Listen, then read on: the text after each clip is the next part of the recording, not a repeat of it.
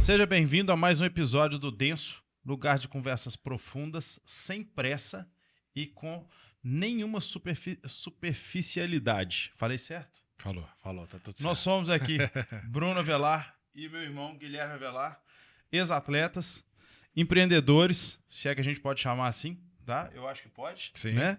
E curiosos por saber novas histórias de empreendedores, novas histórias ligadas ao esporte e que onde elas cruzam na história dos empreendedores que a gente traz aqui. Guilherme, boa noite. Boa noite. Vamos para essa conversa. Eu acho que só a gente sempre lembra. O objetivo do Denso é mostrar uma vida sem atalho, quebrar o romantismo de todo mundo que acha que tem caminhos curtos para resultados surpreendentes. Então, a gente sempre tira esse romantismo, mas mostra a vida real, mas mostra esses resultados surpreendentes, que cada história que a gente traz aqui é uma história sensacional. Hoje, mais uma delas, mas antes da gente chegar no nosso entrevistado, só relembrar um pouco dos nossos canais: YouTube, denso.hub.oficial e Instagram, denso.hub. E agora vamos para o nosso convidado. Bruno, quiser fazer as honras. Com o maior prazer. Tá? É um cara que a gente trouxe pelos 14 anos de história dele já no negócio. Diogo Iacan, já falando o nome dele e o nome do principal negócio dele, do Iacan Restaurante, aqui em Belo Horizonte. Né? Seja bem-vindo, Diogo. Tomara que você goste, que nossa conversa acrescente muita coisa para as pessoas que estão assistindo e que nos traga novidades também, curiosidades, que a gente sabe que você tem muita. Boa, olha, quero agradecer pelo convite, fiquei muito honrado. Para mim é sempre um prazer compartilhar um pouco da minha história. É uma história que, assim, modéstia à parte, é uma história que motiva muitas pessoas, né? Pela forma como começou e pelo desenrolar dos anos e o que o Iacan representa hoje na cidade de Belo Horizonte. É tão difícil ter uma empresa de sucesso há 14 anos, né? Total. Então, poder compartilhar, eu acredito que é uma bênção para derramar na vida de outras pessoas. Então, agradeço o convite. Espero que seja um dia aí bem gostoso aí e que abençoe muitas vidas que estão assistindo. Show de bola. Eu acho que a gente começa, quando a gente fala do Iacan, né? Você tocou num assunto, taxa de mortalidade de empresas que começam nos seus primeiros 2 anos é altíssima, né? Então, você sobreviveu a essa fase, sobreviveu a uma fase média, provavelmente passou transições de níveis de receita, você tem 14 anos de história. Passou por uma pandemia. Assim, E assim, eu queria que você contasse um pouco o que está por trás dessa biografia inteira, cara. Como é que você chegou até aqui? Essa é uma pergunta difícil de responder, né? Assim, quando limita o tempo, né? Como é que você chegou Qualquer até aqui? 5 horinhas você responde, né? Mas assim, nós passamos por muitas fases. Legal. E por muitos momentos difíceis, porque você teve aí no meio uma pandemia que era algo inesperado. Assim, hoje a gente tem talvez um plano B, uma estratégia para algo parecido, porque já nós passamos por isso, nossa geração ficou marcada. Mas quando aconteceu, aquilo era improvável. Improvável. Quando chegou a notícia, você vai ter que fechar as portas, e não direcionada para o Iacan, né? Direcionada para uma cidade, para um país, você vai ter que fechar. Para o comércio, Vamos né, cara? pra casa. Assim, Algo que nunca a nossa geração viveu. Então, foi muito louco. Nós vivemos transições de governo, crises que, assim, impactaram no país, muita demissão, o pessoal gastando menos, o país crescendo menos. Então, assim, a gente passou por muitas mudanças. E cada uma delas me fez, parece clichê, mas assim, me fez aprender e ficar mais forte. Legal. Porque quando nós abrimos o Iacan, eu sempre tive um propósito muito bem definido e ele tinha que dar certo. Eu estudei programação de computadores, né? Fiz curso técnico.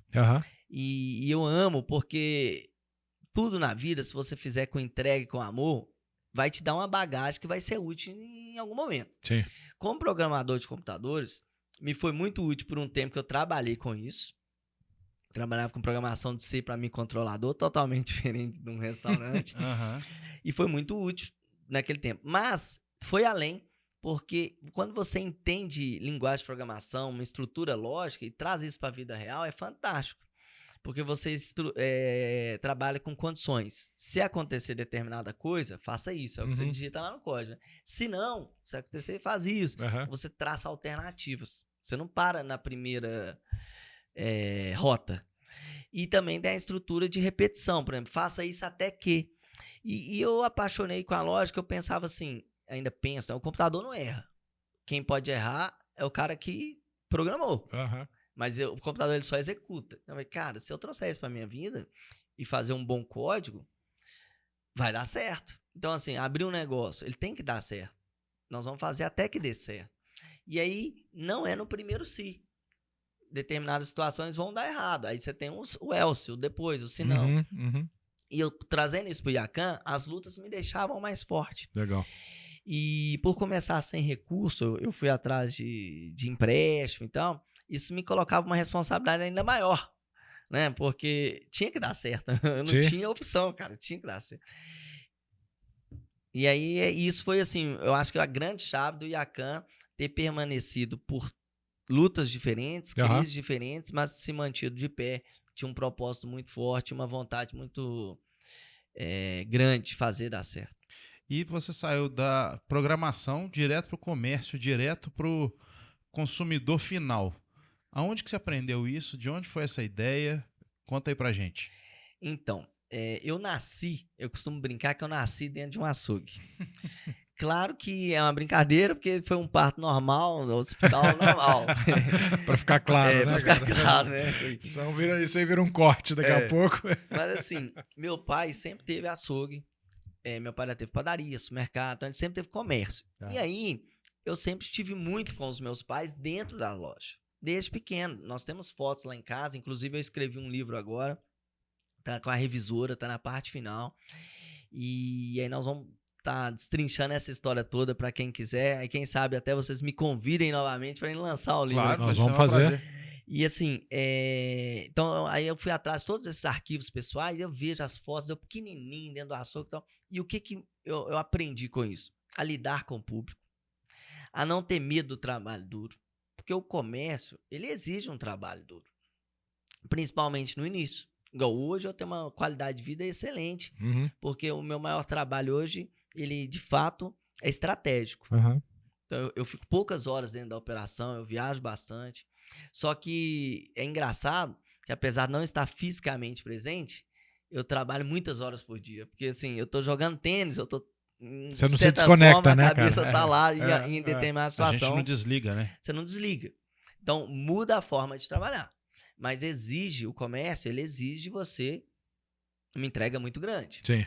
E eu aprendi isso com meu pai, porque açougue é um dos piores, cara. Você abre cedo, fecha tarde, na hora que fecha você tem que lavar tudo. E por muito tempo, meu pai já chegou a ter rede com algumas lojas, mas por muito tempo ele teve uma loja só, onde ele era um cara que estava lá dentro trabalhando. Então eu aprendi que trabalhar sábado, domingo era normal e o trabalho dignifica o homem. Isso foi fantástico, porque eu tive um exemplo dentro de casa. E aí quando surgiu a oportunidade de eu empreender, e era algo que eu até falo no livro, como se eu tivesse sido condicionado para isso, sabe? Eu fui criado para isso.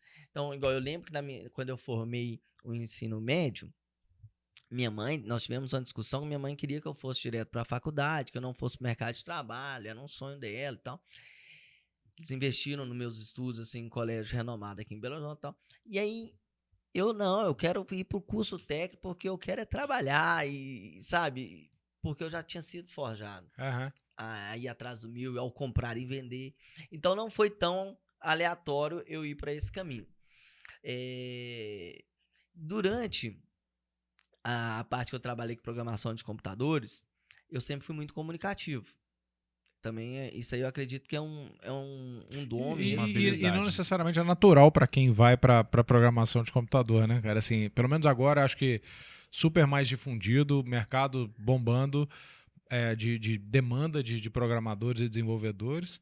Mas provavelmente na época em que você fez, era muito comum você lembrar, sei lá, o estereótipo que me vem à cabeça do programador e do desenvolvedor era aquele cara mais introspectivo, mais estudioso, que gostava da lógica. Você devia ser uma coisa diferente ali, né, cara? Diferente, porque assim, era o nerd, né? Assim, o cara. Inclusive tinha muitos lá onde eu estudei. Mas, cara, bons exemplos, né? Aquela coisa de você estar numa boa roda. Legal. O meu tio, que é praticamente um irmão, que ele é o caçula lá da família da minha mãe, Ele tinha feito eletrônica, então ele me dava uma referência. Só que eu preferi informática e eletrônica. Eu falei, eu vou ali perto, sabe? E aí foi nessa que eu fiz o curso de programação. E, cara, eu comecei a empreender ainda estudando. Eu só queria fazer um parênteses, que se é o tio que eu tô pensando, ele foi referência para você e foi para mim também. Então é um cara que eu trabalho com ele, o Persílio Menino, tem um nome diferente, mas fala aqui, mas na minha evolução também dentro de carreira de um novo setor, ele foi fundamental como mentor aí de trilhar um caminho e ele contar e abrir um pouco as portas de que pode ser um novo setor. Mas chama atenção só porque eu falo muito com o Bruno que cada vez que a gente traz alguém aqui, e todas as pessoas que vêm aqui são pessoas de sucesso, a gente vê que a generosidade faz parte do caminho de todo mundo. Tem sempre alguém que abriu a porta para alguém, teve sempre alguém que ajudou, e quem está aqui geralmente está ajudando muita gente, cara. Então, eu gosto sempre de enaltecer as pessoas que puderam fazer por nós aquilo que você está fazendo pelos outros aqui agora. Mas então, continua. Isso aí, não. E assim, Persílio, exatamente, Persílio Eduardo, e eu carinhosamente chamo de Edu, né? Assim, eu não perdoei, cara. Tinha o Persílio, eu apeguei no Persílio. Não, assim, na verdade, todo mundo no mundo corporativo, na escola, faculdade, é Persílio, né? É isso aí. Só que lá em casa era o Edu, né? E ele era a minha referência. É legal. Sabe? E ele foi um cara muito importante na minha jornada, porque além dele ter sido uma referência para eu escolher a informática, a programação de computadores, ele foi o meu primeiro chefe direto. Legal. Porque eu fiz estágio numa empresa onde ele gerenciava, e lá eu tive a oportunidade de aprender a programação para microcontrolador, porque não é algo ensinado no ensino no técnico.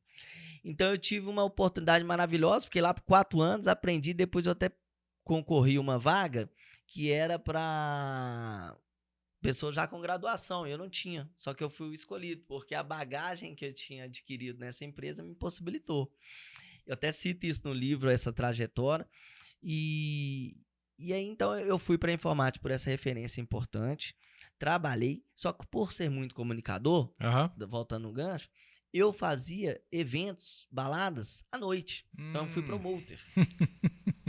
Olha que caminho meio doido. Nada assim. Convencional, né, nada com nada, né?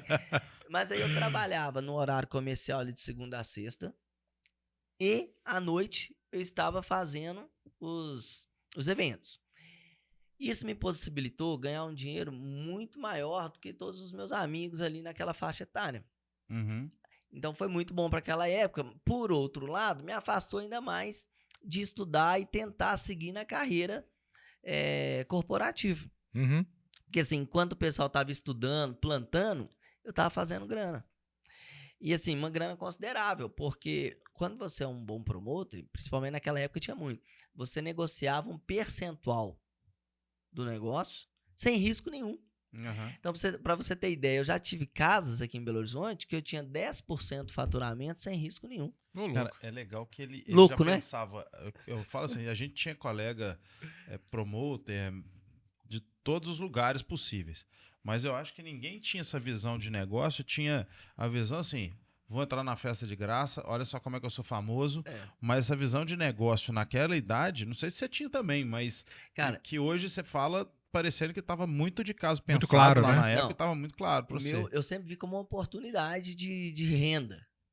Só que o que me fez até mal por um tempo é que eu não soube distinguir somente como um trabalho. Então eu não vivia da noite, eu vivia à noite. Então eu ganhava muito, mas ficava tudo lá. Entendi. Sabe, assim, grande parte disso. Mas foi uma fase onde eu fiz muito network, conheci muita gente, e eu vejo que as coisas, elas caminham e depois vão se conectando e vão fazendo sentido. Por isso que é importante, parece clichê, mas toda vez eu falo para minha equipe, seja o melhor. Dedique-se, entregue o máximo que você puder. Porque se a empresa, se o local que você estiver não te valorizar, mais pra frente, alguém irá te valorizar. Você tá sendo sempre observado, né, cara? Tá sendo observado. Tá. E essa bagagem, ela pode você não identificar onde que ela é útil agora, mas em determinado momento você vai perceber a importância daquilo. Então, conectando isso tudo, na noite eu fiz muito network. No entanto, quando eu abri o primeiro IACAM, eu entrei com 20% só na época. Hoje eu sou dono sozinho lá, tenho 100% e tal. Mas no início eu entrei com 20%, com uma grana emprestada de um cara que eu conheci na noite, que era muito rico e pôde me emprestar o dinheiro. Você vê como é que o network e as coisas Ajudou, vão né? passando por alguns caminhos. E aí, então, eu, um cara, programador de computador de dia, à noite fazendo balada, fui percebendo, depois de 8 anos dessa vida conciliada, eu chamo no meu livro de vida dupla. Porque é uma vida dupla, né? Sim. De dia você é um cara ali corporativo, igual... De noite você vira outra chave e tá Pra você ter na ideia, festa. eu tive projetos importantes aqui em Belo Horizonte. Eu trabalhei numa empresa de bilhetagem eletrônica. E a gente fez um projeto que quando o ônibus entrava na garagem, ele transmitia os dados todos ali que estava no validador por Wi-Fi. E na época isso era bem inovador, porque o cara tinha que entrar ônibus por ônibus, na mão. Então a gente tinha que testar isso muitas vezes indo na garagem de madrugada, porque era a hora que ela estava cheia. Eu lembro na gripe H1N1, aquela confusão, a gente tendo que ir nas garagens. Eu lembro, minha mãe ficava doida e tal. Mas assim, onde eu quero chegar com isso? Que de dia essa responsabilidade toda, e às vezes eu tava chegando lá virado. Porque eu tinha feito uma balada, igual eu tinha uma balada terça. Aí às vezes na quarta eu tava, sabe? Só o corpo Então eu lá, falei, cara, né, isso não vai dar certo. Isso, assim, isso não é sustentável, não é né, sustentável. cara? Porque para eu seguir uma carreira corporativa com possibilidade de crescimento, eu tenho que dedicar, eu tenho que fazer uma faculdade, tenho que estudar, que eu era bom, eu nunca atrasei prazo, eu cumpria bem os meus projetos. Mas isso não é suficiente. Hoje, como dono, eu vejo cada vez mais, porque você tem um cara que entrega, mas que não é bom com horário, não é bom com postura, esse cara estraga a equipe. Exato, exato. Na época eu não percebi isso ainda, então assim, mas hoje eu vejo, e na época, não tendo essa macro visão, mas eu já entendi, olha, aqui eu não vou ter crescimento, eu vou ficar estagnado aqui só de dissídio, né? E aí foi a hora que eu falei, cara, eu preciso empreender, eu preciso partir para alguma coisa. Mas não tinha coragem de pedir demissão. Nem queria ser mandado embora, assim. Não tava fazendo sacanagem, mas ficava com medo, né, de perder aquele fixo e tal. Até que um dia eu tirei férias. Fiquei 30 dias de férias, e aí eu lembro que era perto de carnaval. Eu fui pra Floripa, depois fui pra Salvador, fui pra Spring Break em Cancún. Eu fiz uma férias de 30 dias de balada. Quando eu voltei, era pra voltar na quinta a trabalhar. Eu não apareci na quinta. Aí na sexta, minha chefe me ligou. Ué, Diogo, suas férias acabam ontem. Eu falei, é que eu tô muito cansado. Vou voltar segunda. Não, tá, ela falou, claro, pode descansar. Aí, a maturidade de um cara de 25 anos. E assim, o que é engraçado nisso, cara? Quando eu cheguei lá na segunda, minha carta de demissão tava na mesa e ela me disse, ó, Diogo, eu vejo que você tem futuro aonde você escolher. Poderia ser aqui ou pode ser nos seus eventos. Mas eu vejo que você não tá com coragem para decidir, então eu vou decidir por você. Eu guardei essa fala e eu acho que ela foi muito sábia e me ajudou. E hoje, cara, com a maturidade que eu tenho, isso me ajuda também, às vezes, a conduzir alguns colaboradores. Porque a maturidade exige tempo. Eu era um excelente profissional, né? E não tinha maturidade. E é engraçado que eu tenho uma base familiar muito boa, igual essas coisas que eu fazia, lá em casa dava até problema, porque meus pais não apoiavam.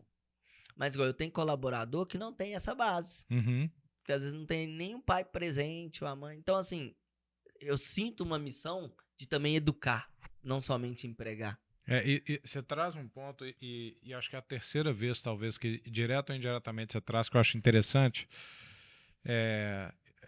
Primeiro que assim, fica claro que o Yakan, ele não nasceu só da vontade de botar dinheiro no bolso, né? Acho que esse é um primeiro ponto.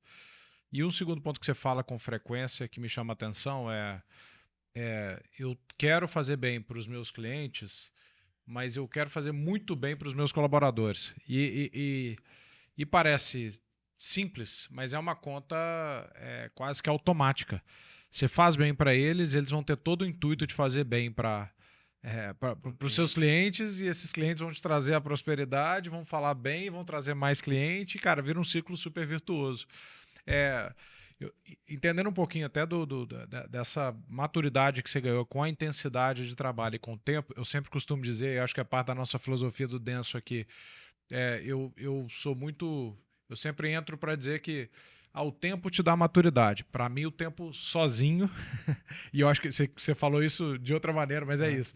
O tempo sozinho ele não dá maturidade. O tempo versus esforço e versus intensidade, aí ele te dá maturidade. Aí as coisas viram uma questão de tempo. Mas as coisas vão cair no colo. E é o que você está falando, né? Você tentou muito, você tentou de tudo. Queria que você contasse um pouco... nessa jornada, que horas que você se atentou que o colaborador era o cara-chave? Isso foi desde o princípio? Era ensinamentos que você aprendeu até no açougue, no frigorífico? Ou e em que momento que foi assim, um momento específico em que você cometeu um erro chave de empreendedor que está começando e que te fez virar uma chave importante? Talvez tenha sido até essa, mas queria escutar um pouco sobre isso. O meu olhar para o colaborador mudou ali em 2015. Com 3 anos de negócio. 4 anos de 3 negócio. anos de negócio. Indo pro quarto. Porque foi uma virada de chave na minha vida. Foi um marco na minha vida em 2015, quando eu voltei a caminhar com Jesus. Uhum. Foi assim, eu conheci Jesus novo, criança, afastei dos caminhos dele para viver a vida pelos meus prazeres, hedonismo mesmo e talvez uma chamada de hormônio, de idade, de imaturidade. Que faz parte, né, cara? De curiosidade também, pô. Tem curiosidade. Eu falo que isso aí não é erro, não. Tá? Eu acho que quem não viveu isso em algum momento, algum exagero desse, aí vai querer viver algum momento da vida. E às vezes o mais novo é mais fácil de corrigir e dá tempo de consertar ou de tomar o rumo bom da vida. Foi uma construção, né? Sem querer fazer um parênteses para afastar, mas assim, eu vi isso muito sendo promoter. Porque a gente recebia, às vezes, pessoas ali com 50, 60 anos, que ficou rico depois de um tempo, aí caía na noite como se tivesse 20, largando a família, fazendo confusão. Mas, dada a minha visão cristã hoje, eu espero assim, que desenvolvendo um relacionamento com Deus, os mais novos não precisem passar por isso, nem ter essa curiosidade. Mas é algo muito difícil, porque nossa carne ela é tentada por pecado mesmo e por... enfim. Mas assim, nessa minha volta para Jesus, a minha vida mudou totalmente. Por quê?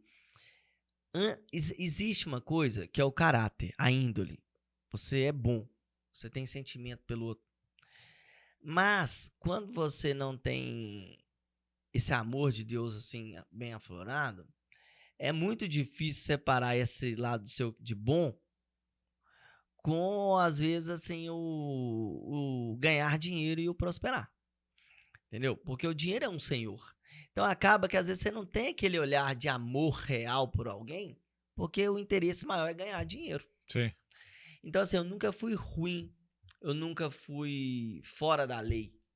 Mas, por exemplo, a forma de amar era diferente, era muito pequena. Igual hoje, para você ter uma ideia, um exemplo prático, a convenção nos pede para dar ou um ticket ou uma alimentação para o colaborador. Aí eu dou a alimentação, só que aí eu dou lá banana, café, pão, tipo assim, fora aquele almoço equilibrado. Eu dou um a mais, porque eu penso, pô, o cara que vai vir trabalhar para mim de ônibus, se ele chegar na empresa e souber que vai ter um pão, manteiga e um café preto, ele pode dormir alguns minutos a mais e ele ainda economiza um dinheiro que para a renda dele vai fazer uma diferença. Uhum. Então, assim, a gente começa a amar em detalhes que você não fazia antes, né? Que então, legal, pelo menos o Diogo, tá? Sim. Pode ser que tenha alguém que ainda não conheceu Jesus, não é apaixonado por ele, mas já tem essa bondade. Com essa virtude, beleza, né? Mas eu não tinha. Então, eu tive um olhar completo pelo colaborador a partir daí. E outra coisa que colaborou muito foi que nessa mesma época, em 2016, a minha mãe começou a trabalhar comigo. E eu chamei minha mãe para trabalhar comigo, ela não trabalhava mais, porque minha irmã formou em Direito pela Federal. E ela, muito dedicada, formou regular, nunca perdeu nenhuma matéria. Nada, tal. Foi assim, aquela menina fantástica. Eu falei, olha, vou te dar de presente uma viagem para Califórnia. Eu vou com você, nós vamos ficar lá 14 dias. E aí, nessa época, eu era o comprador, o administrativo, o financeiro, o operacional, era tudo. Aí como é que eu ia ficar 14 dias? Fora, né? Nos Estados Unidos. Tipo assim. Aí eu falei, mãe, me salva. Fica aqui, pra você ser meu olho e tal. E E como minha mãe sempre foi parceira do meu pai, nos O olho já tava negócios, treinado ali, né, ela cara? já estava treinada com comércio, né? Tava no DNA. Sim. É um pouquinho diferente, mas beleza. Aí minha mãe veio e amou, apaixonou, tá lá comigo até hoje. Que legal, cara. Hoje ela é nossa diretora de operação. Então, assim, ela comanda as 2 unidades com qualidade, Aham. distribuindo as tarefas de todo mundo ali da produção e tal. Então, assim, ela tirou de mim uma função que eu pude delegar com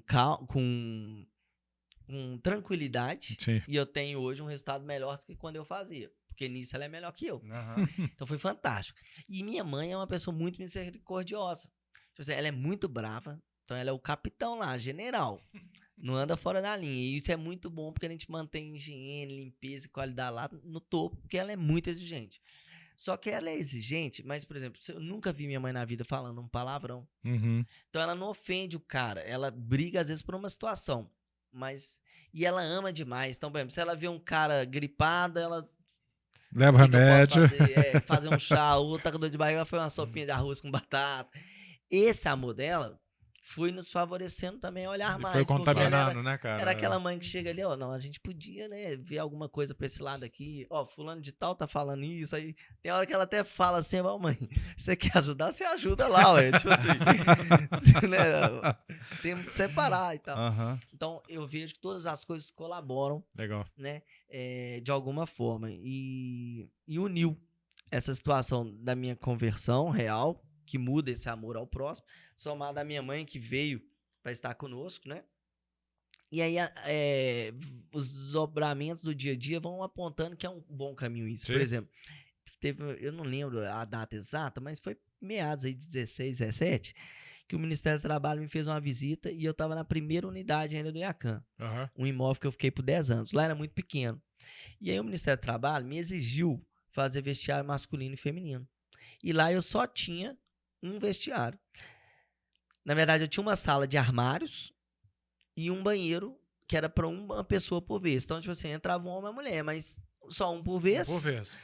E Deveria lá tá tranquilo. naquela época, o IACAN tinha 20 colaboradores. Então, não era algo muito grande, né? Era algo, E nem precisava ser, né? Talvez. e comparado a muitos restaurantes até hoje, a gente tinha uma estrutura melhor, porque eu já vi lugares que os funcionários têm que jogar as coisas no chão lá, porque não tem nem armário. Né? Uhum. E lá não, a gente tinha sala de armário, mas o Ministério chegou e falou, não, vocês têm que ter um masculino e um feminino.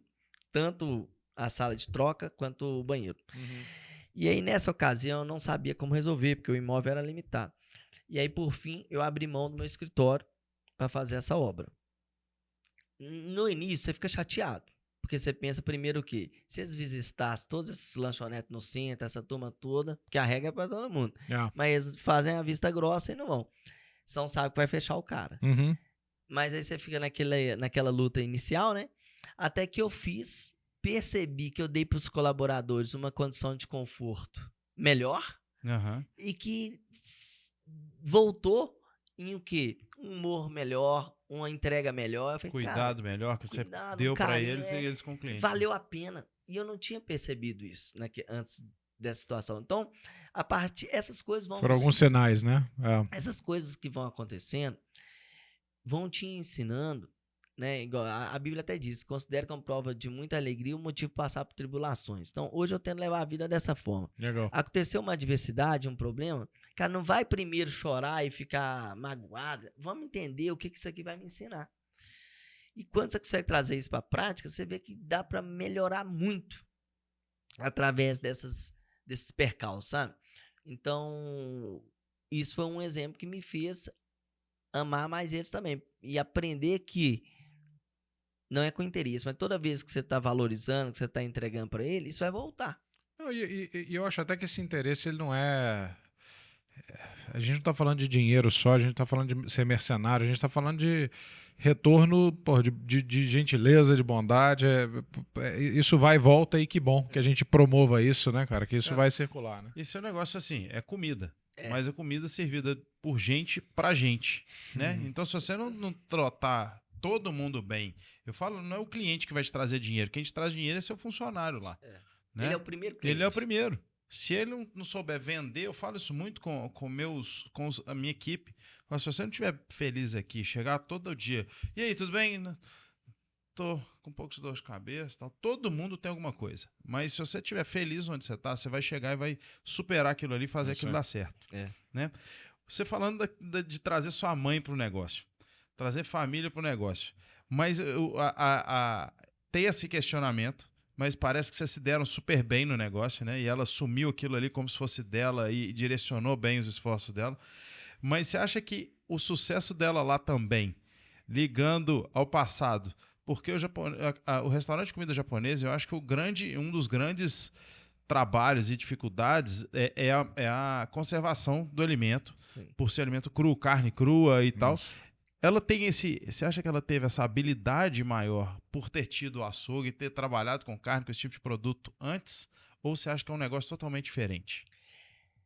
Olha, eu acho que o açougue, de uma forma geral, contribuiu para ela a lidar com a equipe, com as tarefas, com a limpeza, com a higiene. Mas a conservação ali, o manuseio, é muito diferente, sabe? Sim. E essa bagagem, eu até que fui ofertando a ela e passando, porque eu mergulhei muito nesse mundo, né? Então, eu acho que a bagagem que ela já tinha, a experiência que ela já tinha, foram fundamentais para a entrega que ela me dá hoje.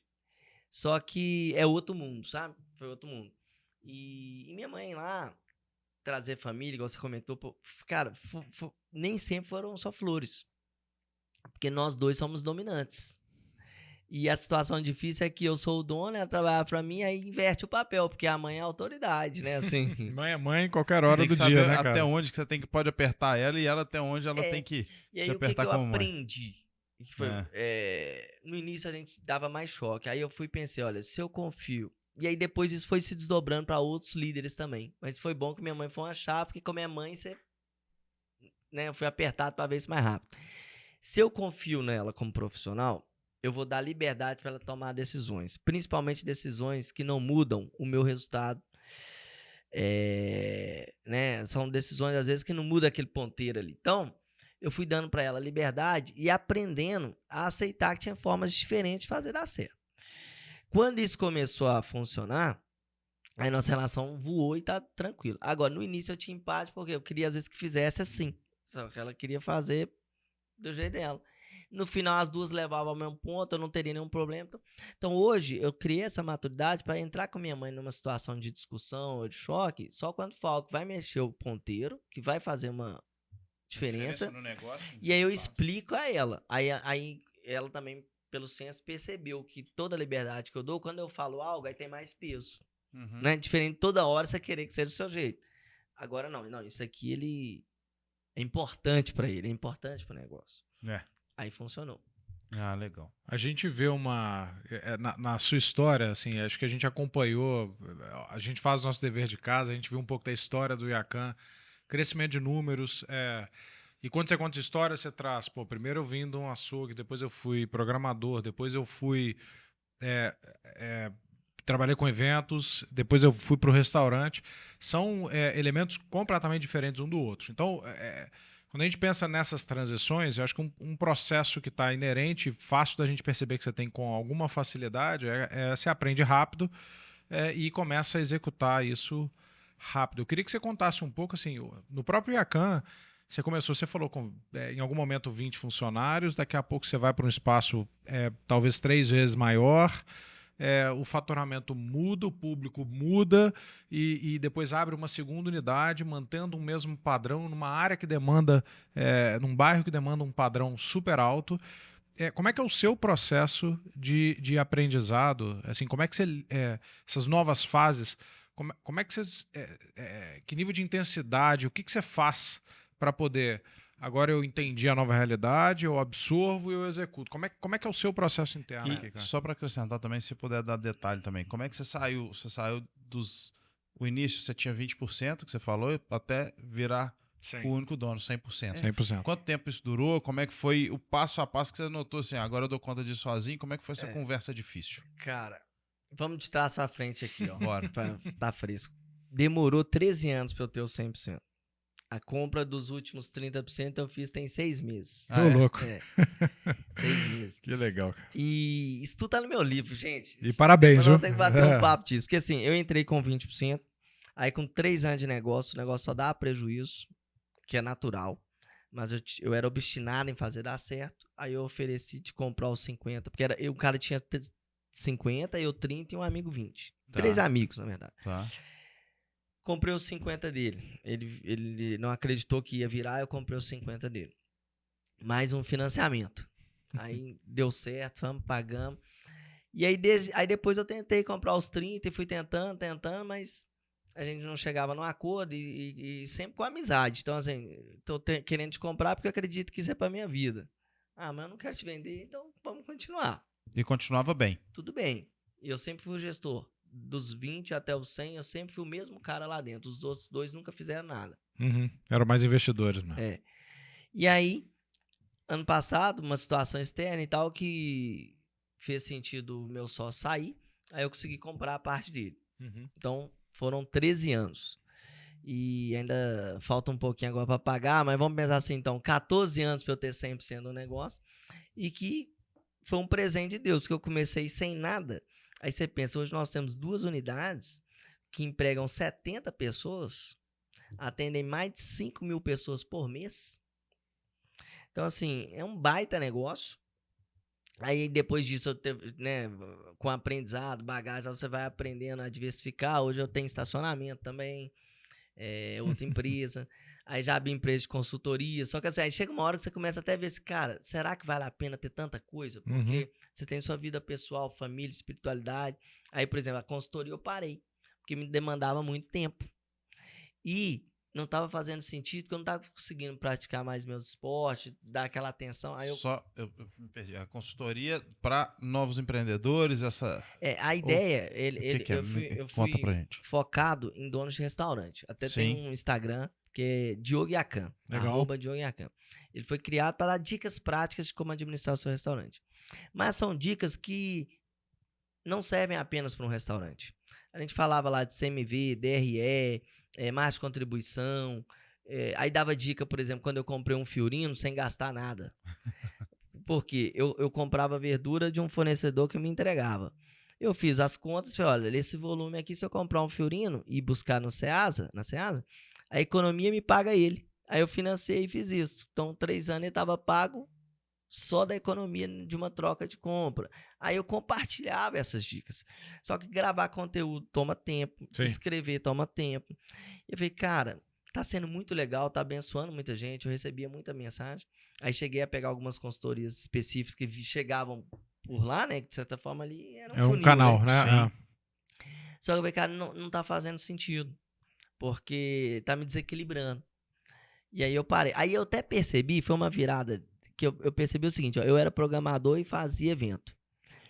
Aí parece que eu tinha adaptado meu corpo a nunca estar sossegado. Eu tinha que estar sempre... procurando mais, né? Você tá entendendo? Aí quando eu criei essa consultoria, uma hora eu falei, cara, eu acho que eu tô com a coceira da inquietude. Eu tenho que entender, assim, que o osso também, principalmente pra mente criativa, pro empreendedor, é bom. Então, assim, cara, porque qual que era o meu sentimento? Fiz isso aqui, tá funcionando, tá rodando, então eu posso partir pra outro. E aí nessa eu nunca sossegava. E aí até já dando um gancho para responder o que você me perguntou, eu acho que eu sou um cara que eu dou muito foco. Eu sou um cara obstinado. E assim, e é engraçado que eu vejo isso também na minha vida pessoal.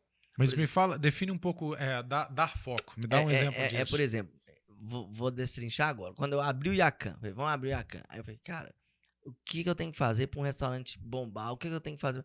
Então eu fui estudando, aí eu criei meus DRE. Por 10 anos, eu não usava nem... Eu tinha um sistema de retaguarda para venda, mas todo o controle era pelas minhas planilhas de Excel. Acho que pelo ter aquela veia de programador, eu achava que era melhor usar as minhas planilhas que os sistemas prontos, né? Que aí era do jeitinho que eu queria, sabe? Então, assim, já comecei planilhando tudo, controlando tudo, coisa que pro cara dono de restaurante, principalmente lá atrás, o meu era pequeno. Então, esse cara não abre assim, o cara abre pra pagar conta, pra trabalhar, não sabe nem quanto que ganha, mistura pessoa física, pessoa jurídica, é o comum, né?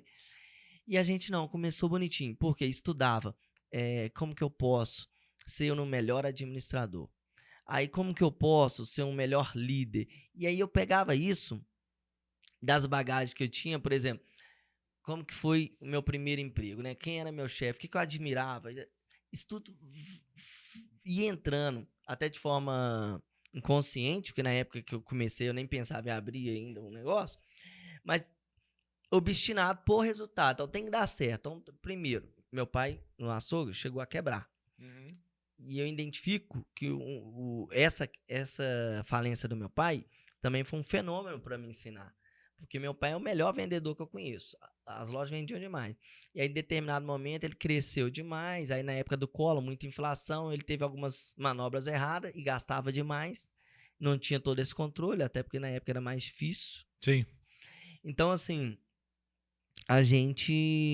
isso me ensinou demais. E eu falei, cara, eu já não posso ser assim. Faturamento não quer dizer resultado. Então, já abri com essa cabeça. E sempre captando.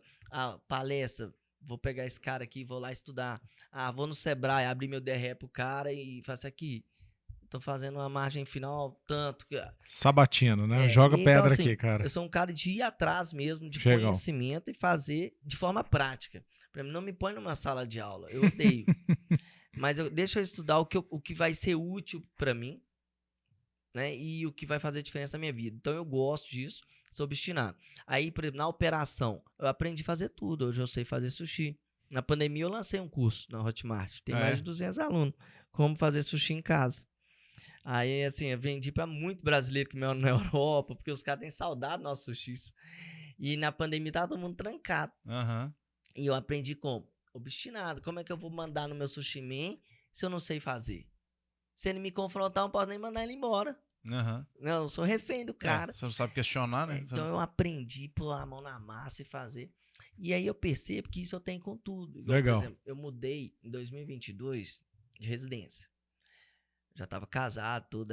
Aí nós mudamos. A gente morava em Alphaville. Viemos morar num apartamento aqui na época no Anchieta para ficar mais perto da operação, tava demandando, sabe? Aí quando nós escolhemos o apartamento, cheguei lá, tinha uma quadra de tênis. Eu vi aqui e falei, cara, vou aprender a jogar esse negócio, que agora a quadra tá no prédio. Aqui, né? Aí, viciado. Tipo assim, aula 4 Não tem nada vezes mais por semana, ou menos, né? Aí até ficar igual hoje, eu jogo quarta classe, queria estar melhor, mas assim, eu já tô com 39 anos, tenho que trabalhar, tenho filho, então um quarto eu já achei, pô, num período até bom. Né? Tipo assim, você tá, 3 anos de jogo. 2022? 3 anos de jogo, pô, tá bom, né? Tá bom. Assim, eu conheço gente jogando mais tempo e ainda tá na quinta, então tá fraco. Então, assim, eu tenho isso, aí eu vou correr. Cara, eu quero fazer uma maratona, entendeu? Eu comecei a correr, não tem muito tempo, tive que parar porque veio pandemia e filhos, mas agora eu tô treinando pra minha primeira maratona. Que legal. Então eu sou esse cara obstinado. A minha mulher fala, cara, você às vezes vira a chave, tipo assim, foca num trem, aí você só fala e pensa e tal. E eu tocava na igreja. Também entreguei esse ministério por causa dos filhos. Eu achei que era uma fase que você precisava estar mais perto. Mais perto dos meninos, porque senão você tem ensaio, tem que chegar mais cedo. Aí quando eu tocava, cara, não era tipo assim, estudar e o teclado que eu vou comprar e isso e tal. Então eu pego um trem. Você é intenso. Sou intenso em tudo que eu faço. Em tudo que eu faço. Então na hora de empreender não é diferente. Tipo assim, eu vou abrir um negócio, tipo, vamos deixar rolar? Não, é tipo, cara, eu tenho que aprender tudo. E é seu, né, cara? É meu, então eu tenho que cair pra dentro. E assim que esse é seu processo, esse né, meu cara? processo de aprendizado. É buscar a informação. Hoje está muito fácil. Porque hoje, com o mundo da internet, você tem muito conteúdo. O difícil, às vezes, é organizar, é filtrar coisa boa. Mas você tem muita coisa. Tem. Né? Igual o próprio podcast aqui de vocês, o Denso. O propósito do negócio. Compartilhar a história de sucesso. Alinhamento de vida. Então, aqui o cara tá assistindo um vídeo, às vezes tá assistindo, dirigindo, correndo, mas tá edificando a vida dele. É isso aí. E pegando insights que podem mudar o destino dele. Né? Não, e eu acho que é isso, assim, você falou muito de aprender inclusive com a quebra a falência, né, do açougue do seu pai. Parte do nosso propósito aqui também é isso, é expor o erro como um degrau. Né? O erro aqui, todo mundo que sentou desse lado tem 12, 14, 20, 25 anos de experiência e foram inúmeros os degraus por ano que os caras passaram. Eu queria trazer um pouco da pergunta até para o lado que você mesmo trouxe, que você falou do tênis, você falou da corrida, da maratona. Isso sempre foi seu? Assim, a a conexão com o esporte e hoje que função que o esporte tem na sua vida, como é que você trata isso com seus filhos, como é que você concilia isso com o trabalho, enfim. Então, eu sempre fui apaixonado com esporte. Legal. Quando criança, o meu esporte favorito, futebol. Bom brasileiro, né? Amava o dia inteiro jogando futebol. E é engraçado que, cara, eu não sou craque, só que eu faço gol. Sabe? Só que você treina pra caramba, me põe pra jogar que eu faço gol. Eu até brinco, igual esse final de ano agora, eu joguei uma partida lá no Independência, eu meti um golaço. E tinha vários ex-atletas lá e tal. E aí que eu sou mesmo, que eu falo assim, não, o negócio é igual o antigo Romário, aquela geração. Põe a bola no meu pé que eu vou meter gol. E aí hoje eu vejo, cara, quão engraçado que é o meu estilo, de certa forma. Eu vou expor isso aqui, eu acho que talvez seja um defeito meu, mas é uma característica. Uma característica. Eu sou raso. Entendeu? Por exemplo, às vezes eu pego algo e consigo fazer. Só que eu não sou aquele cara profundo. Do tipo, futebol. Eu sou metedor de gol. Mas eu não sou aquele cara que fica treinando fundamento, que entende tática. Você é pragmático, né? Eu quero meter gol. Eu falo que essas pessoas elas vão muito pro resultado. Isso. Elas não vão pro entorno pra falar que sabe tudo, mas elas vão para aquele objetivo que ela tem. Isso. Né? É mais ou menos isso que você tá querendo dizer? Isso, por exemplo, no negócio. Eu não sou um cara que vou saber exatamente o que é um CFO, um CEO, e isso, aquilo e tal. Mas eu sou um cara que quando eu converso com as pessoas que estão sentadas nessas cadeiras em empresas grandes, a gente tem tanta coisa em comum. Só que às vezes eu nem sei exatamente a nomenclatura daquilo, ou da onde que veio aquela linha de raciocínio, porque o meu negócio é o resultado. Então, assim, no esporte, eu tive isso. E isso na infância, que era o período mais de estudar e crescer, e não me levou para um esporte assim, de competição, tudo, porque eu era aquele cara ali mais sem paciência. Como é que eu vou ficar treinando fundamento? Tipo assim, não tinha paciência. Vou lá treinar 3 meses para depois começar a jogar, ou ver se eu vou estar no time. Eu quero fazer boxe. Aí eu entrava na aula, aí a aula 50 minutos, 40 era... fazendo sombra, cardio ali, não sei o que, no final, eu vou fazer boxe nada, não dei um soco. Então, assim, eu tinha esse perfil. Sim. Hoje, apesar de ainda estar em mim, que é uma característica, você já consegue entender o porquê. Aí eu consigo praticar algumas coisas, porque eu já consigo ver macro, entendeu? Igual hoje eu jogo tênis, aí eu marco personal. Então eu faço exercícios que eu odeio, mas eu falo, cara, na hora que eu agachar pra bater a bola, eu vou estar mais forte. É isso aí. Aí eu não gosto, mas eu faço. E é engraçado que agora você foi pra um jogo, o tênis é trabalhoso, é treino pra caramba. Eu brinco que é tempo de bola batida, né? Assim, aqui, tempo, o tempo todo, né? Muito Bater mental, muita bola cara. e muito mental. Porque um ponto, assim, zerou, acabou aquele ponto, você tem que zerar a cabeça. Vai pro próximo. Né? Vai pro Então próximo. não tem um tempo pra acabar e você enrolar o jogo. Não tem. Né? Você tem que vencer o ponto. E são dois. Hoje eu tô apaixonado assim com dois esportes que eu acho que o mental é muito forte, que é o tênis e a corrida. Total. Porque a corrida, cara, é um esporte mental também. É administrar sofrimento, né? O tempo O todo. tempo todo você tem que estar um pouco cansado. Um pouco desagradável E aquilo outra, ali. eu sou um cara ansioso. Sabe? Quando eu decido um trem, eu quero tentar resolver e tal. Pra Aí, ontem, né? corrida. Eu me sinto muito bem hoje, tipo assim, eu falo, pô, vou chegar em 40 anos agora, parece que eu tô na minha melhor forma. Uhum. Mas se eu sair correndo com esse pensamento, eu não completo a corrida, porque eu vou dar muito gás no início. Então, a corrida você tem que ter controle, né? Eu tenho que poupar energia. Se você conhece o percurso, até tipo assim, igual eu já fiz meia no Rio, tem hora que tem subida, você tem que saber dosar a sua energia e tal. Senão você vai quebrar. Então, acho que estudo no tênis e na corrida me ajudam pra vida de uma forma geral, sabe? Controlar a ansiedade. Inclusive, eu brinco com a minha esposa que eu faço o meu remédio, que eu não tomo remédio, não faço tratamento psicólogo, nada. Nada contra quem faça, né? Perfeito. Mas eu brinco assim, que o meu tratamento é o esporte. É isso aí.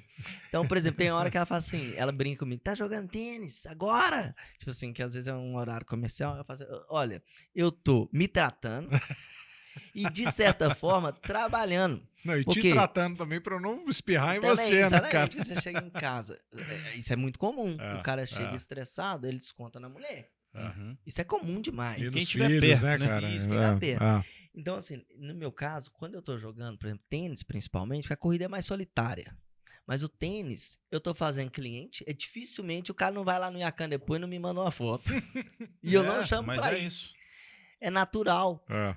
Isso é uma coisa muito legal pelo que nós construímos da marca. Então, por exemplo, hoje a maioria conhece a Yakan. Não. Quem não conhece, ele vai sair, vai olhar um Instagram, ele vai ver a marca, vai ver o negócio, ele ainda fica aguçado, mesmo quem não conhecia. Então, toda vez que eu tô jogando tênis, eu tô fazendo network. E o tênis é um esporte que, apesar de estar muito acessível, ele ainda é um esporte que te dá um acesso bem legal, assim, de network, sabe? São pessoas legais, né? Acho que são disciplinadas, são pessoas que vão tendo sucesso até por esse hábito, para levar nesse esporte. Exatamente, são né? muitas pessoas, assim. E, assim, aí eu tô jogando com o meu público mesmo, assim, que Legal. é o público que perfil Yakan ali Sim. e tal. Então, acaba que todo jogo eu faço um contato.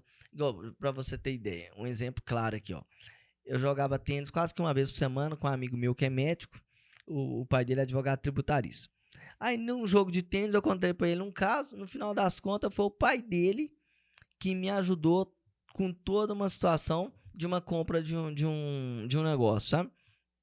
Ou seja, nasceu dentro da quadra de uma diversão, um desdobramento, uma bênção na minha vida muito maior. Então, assim, não é somente ir lá jogar um tênis. Uhum. Só que não é com um interesse profundo, é uma coisa natural. Não, Eu acho legal isso aí, porque muita gente tem vergonha de falar que você vai na academia para fazer networking, você vai na academia, você vai jogar um tênis para fazer networking. Cara, não é papai que fala uma coisa muito, ele me falou uma vez e isso aí ficou na minha cabeça. Como fisioterapeuta, eu já trabalhei em vários lugares, várias equipes e assim, ele falou: "Ô Bruno, você já reparou que ninguém te pede currículo? Porque você começa a conhecer gente, mistura duas coisas, né? Primeiro, você ser uma pessoa de alguma confiança. Segundo, tentar ser sempre curioso, estudar mais.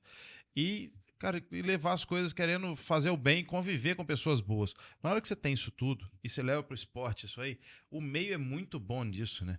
Você traz pessoas fortes e o networking é isso aí, é gerar confiança de um no outro, mostrando seu serviço, o que você faz bem. E o que eu acho legal ali, igual tá um slogan seus, né? Corpo forte, mente clara, vida consistente. Tem que ser de forma natural. Uhum. Hoje a gente vive um mundo que vende cadeira de network. Que vende evento. Cara, isso é forçar a barra. Sabe? Você vai num lugar pra ser isca de alguém, ou então você vai... Isso pra mim não cola. Eu não gosto desse tipo de ambiente. Por exemplo, às vezes eu recebo convite, vai ter lançamento de um estúdio lá em São Paulo, aí um restaurante bacana me manda, vem cá. Cara, eu tenho preguiça desse tipo de evento.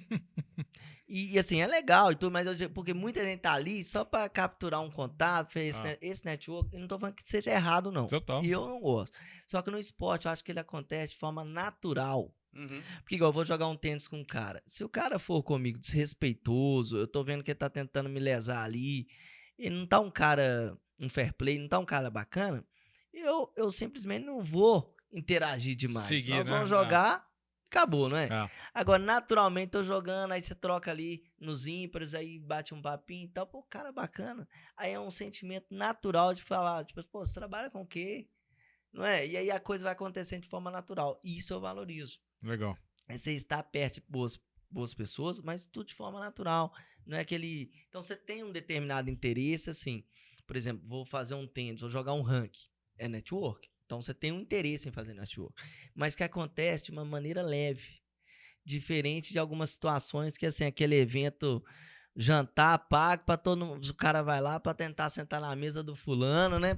E eu não gosto, assim. Então, eu acho que o esporte, ele faz de forma natural um network e que acaba sendo mais forte, né? Num dos lugares que eu trabalhei ao longo da minha vida, e lá em São Paulo, eu tive contato com um cara que veio do meio corporativo, se ascendeu super bem, tem que valorizar muito a maneira como ele fez, e um dos outros era fundador da empresa. Ele tinha um pouco dessa visão sua e que ele trazia o seguinte, ele falou, cara, eu penso no meu negócio, sei lá, 16 horas no meu dia. Na hora que eu vou para um evento desses, assim, ou eu tô indo, ou eu qualifico aquilo como uma reunião de negócio, ou eu quero falar de alguma outra coisa que me distrai um pouco e que seja interessante para mim. E o esporte para muita gente é essa válvula, ou é filme, ou é conteúdo, ou é alguma coisa.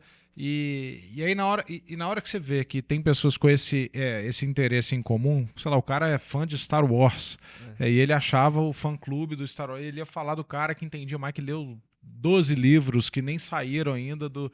Cara, ele encontrava ali E aquilo ali virava, ele entendia que o cara tinha um nível de profundidade, o cara ganhava dinheiro, mas se organizava para dedicar tempo para um hobby, que tinha família. É um pouco do que a gente busca aqui no Denso.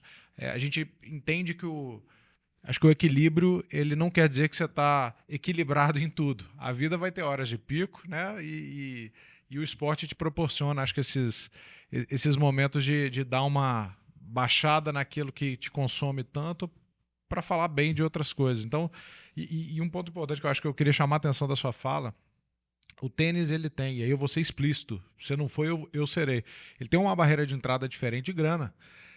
Só que a gente está tão acostumado e é legal que você fala isso de uma posição de uma pessoa muito religiosa, e a religião tradicional que evangelizou, acho que o Brasil assim na história dele, é uma religião que de alguma maneira, uma dos meus pontos é que ela fala muito de alguma maneira do trabalho quase que como um fardo, e eu acho que o dinheiro, na hora que você traz essa barreira de entrada, você mostra, cara, que você consegue conciliar a religião, que o dinheiro é uma consequência de boas escolhas, de organização, de priorização, de valores, de princípios, e não tem defeito nisso, não tem problema, né? Na verdade é uma bênção. O dinheiro é uma bênção. A verdade é que ele pode também ser uma maldição, mas não é só o dinheiro. Outras coisas tudo. Também, né? Idolatria é pecado. Né? E a idolatria é você amar algo demasiadamente, até mais que a Deus. E aí tem gente que faz, por exemplo, com o hobby. Às vezes o cara coloca no hobby dele a prioridade acima de estar com a sua família. Por exemplo, eu não jogo tênis, eu não corro, eu não faço esporte sábado e domingo. Por quê? De segunda a sexta, nós temos babá. Até respondendo uma pergunta que ficou no meio do caminho, como que eu concilio. De segunda a sexta, nós temos babá. Tem a moça que ajuda na casa. Minha esposa fez a opção, ela é administradora de empresa, até tem empresa, mas hoje o trabalho dela é cuidar dos nossos filhos. Então, ou seja, ela tem 2 braços, 2 suportes, que é a babá e a... Então, eu tenho de segunda a sexta livre. Eu consigo administrar meu negócio, minhas reuniões, meu tempo, então eu consigo jogar de manhã, à tarde, e aí eu me programo para jogar no horário comercial, porque eu sei que minha esposa está bem assessorada, tem a babá, tem a moça que cuida da casa. Aí eu levo meu filho na escola, os meus filhos, eu tento almoçar com eles pelo menos 3 vezes por semana, nesse segunda a sexta, então eu ainda sou um pai presente, e consigo jogar, consigo trabalhar. Agora, à noite, eu tento não marcar jogo, sabe por quê? É o meu período de qualidade com minha esposa, que a gente só tem quando os meninos dormem. De bater um papo, de comer até um hambúrguer às vezes, porque você tá com menino novo, criança, você não vai comer esse tipo de coisa de segunda a sexta, mas o adulto às vezes foge, né? Então nós temos esse tempo de qualidade ali à noite. E no sábado e domingo é o tempo de qualidade da família toda, então nós vamos pro Minas, nós vamos curtir, ou então nós vamos no aniversário, aí eu penso, como que eu vou jogar? E eu conheço pessoas que às vezes não, o cara marca no sábado, ou então vai pro Minas, nem tá com a família, ele tá com um amigo. Não quero criticar o costume de cada um. Mas a sua escolha, né? Que isso é uma escolha minha e que, por exemplo, talvez essa escolha de pôr uma prioridade acima da família, ou acima ali, seja tão negativo quanto quem ama o dinheiro acima do que as pessoas. Dos outros, né? Então, o dinheiro em si não é o problema. O problema é a maneira como nós lidamos com ele. Que ele é seu mamon, é um deus. Então, assim, o dinheiro pode ser um deus.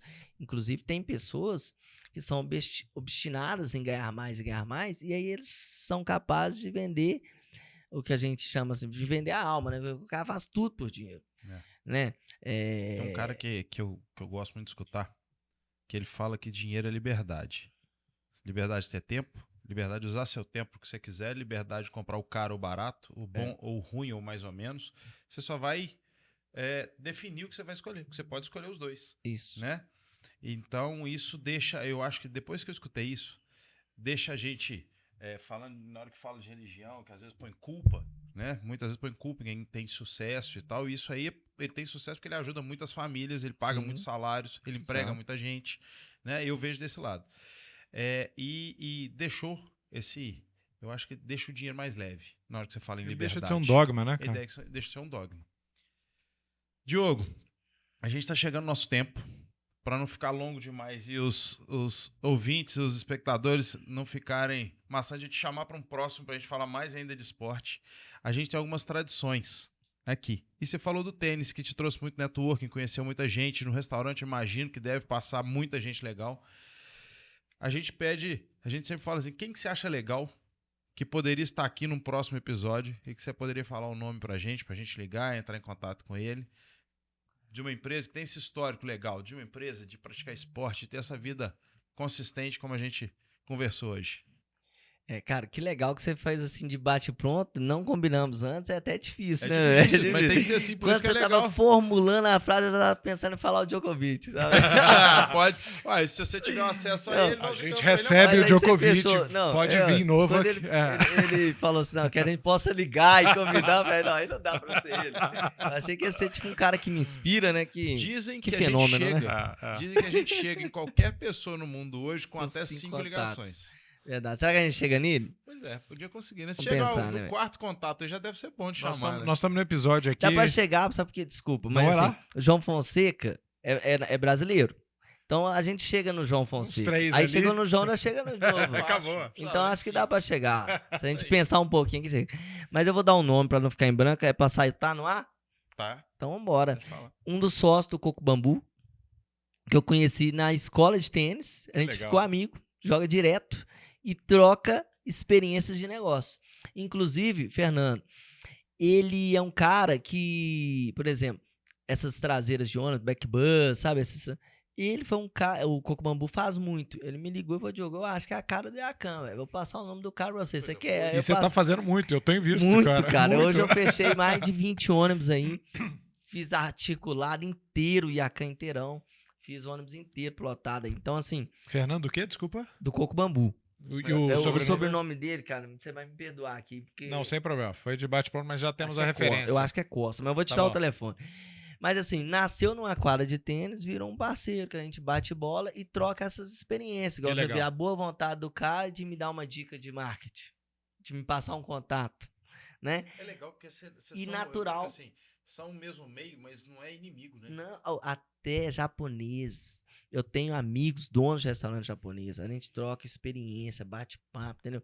Na minha célula, eu sou líder de célula, Legal. eu convido e recebo lá. Igual tem um cara lá que é dono de restaurante japonês também. Quem que é?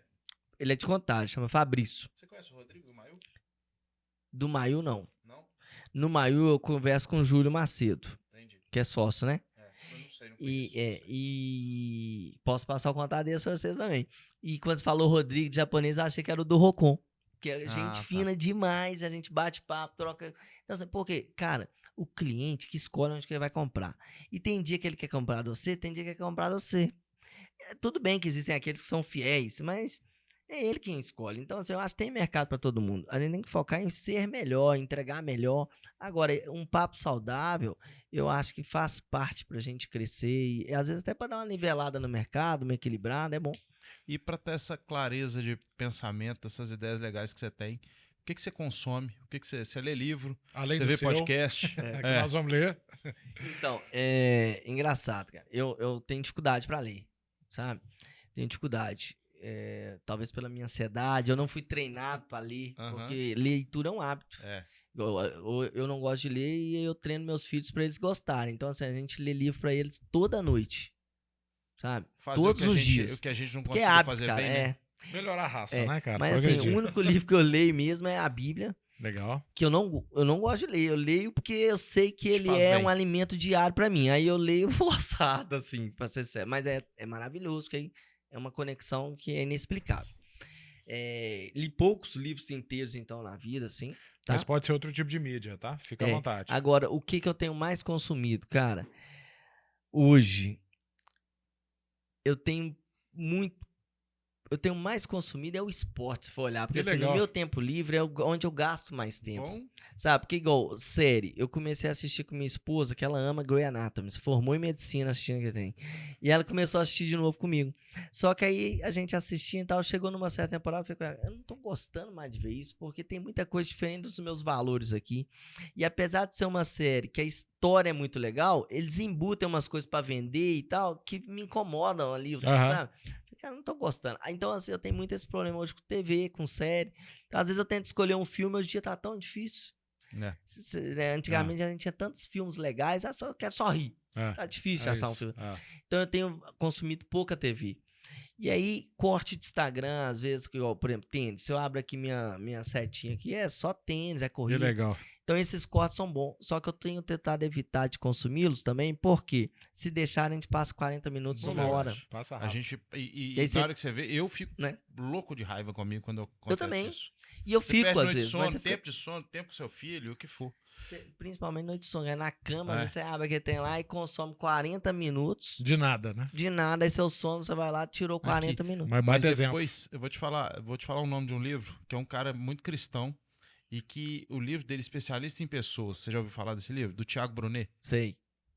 Depois experimenta. É um livro legal pra caramba, e você vai gostar de ler. Legal. Eu comecei a ler...